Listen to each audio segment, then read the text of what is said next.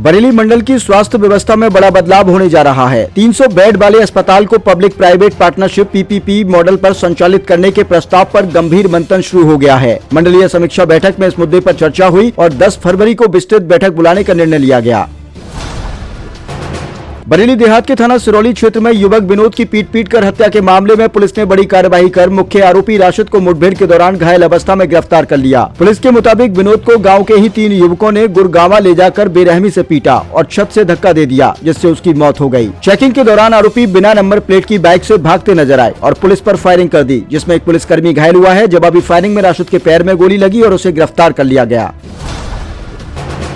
आगामी महाशिवरात्रि, होलिका दहन और शबे बारात को देखते हुए बरेली प्रशासन ने जिले में BNS की धारा 163 लागू कर दी है। DM अविनाश सिंह के आदेश के तहत अब सार्वजनिक स्थानों पर 5 या उससे अधिक लोगों के एकत्रित होने, जुलूस और धरना प्रदर्शन पर प्रतिबंध रहेगा। बिना अनुमति लाउड स्पीकर बजाने पर कार्रवाई होगी। प्रशासन सोशल मीडिया पर भी कड़ी निगरानी रखे हुए है। शहर में अवैध कब्जों और अतिक्रमण पर रोक लगाने के लिए प्रशासन ने एक साथ कई जगहों पर सख्त अभियान शुरू किया है। रेलवे प्रशासन ने ईंट पजाया चौराहे से लेकर इज्जतनगर रेलवे स्टेशन तक अपनी जमीन को कब्जा मुक्त कराने की कार्रवाई की, जहां वर्षों से कबाड़, रेत, बजरी और निर्माण सामग्री का अवैध भंडारण किया जा रहा था।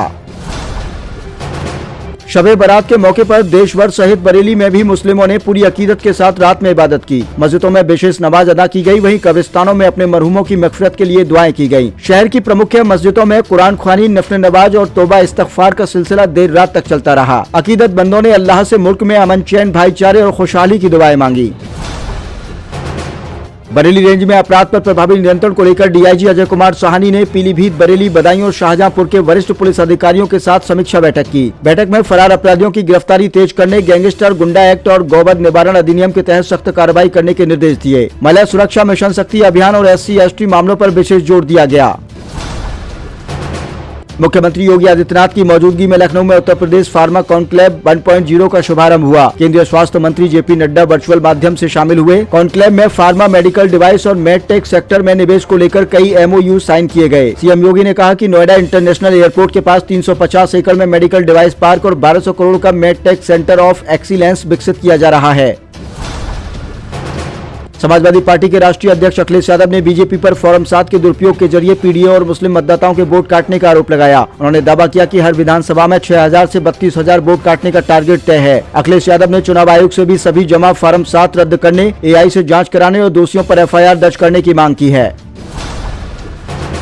हिमाचल प्रदेश के शिमला जिले में एक भीषण सड़क हादसा हो गया, जहां हिमाचल पथ परिवहन निगम के नेरबा डिपो की बस हरिपुर कोटी मीनस मार्ग पर कुआनू के पास अनियंत्रित होकर शुदोई खड्डा में जा गिरी। इस हादसे में अब तक 3 लोगों की मौत की पुष्टि हुई है, जबकि 34 यात्री घायल बताए जा रहे हैं। बस नेरबा से पांटवा साहिब जी जा रही थी, उसमें लगभग 37 यात्री सवार थे। सुप्रीम कोर्ट ने व्हाट्सएप और मेटा प्लेटफॉर्म्स को चेताया कि भारत में काम करने वाली कोई भी कंपनी नागरिकों की प्राइवेसी का उल्लंघन नहीं कर सकती। चीफ जस्टिस सूर्यकांत की अध्यक्षता वाली पीठ ने कहा कि निजता मौलिक अधिकार है और 9 फरवरी को अंतरिम आदेश पारित होगा। सुप्रीम कोर्ट ने हाई कोर्टों में फैसलों की देरी पर भी नाराजगी जताई और इसे न्याय व्यवस्था की गंभीर बीमारी बताया।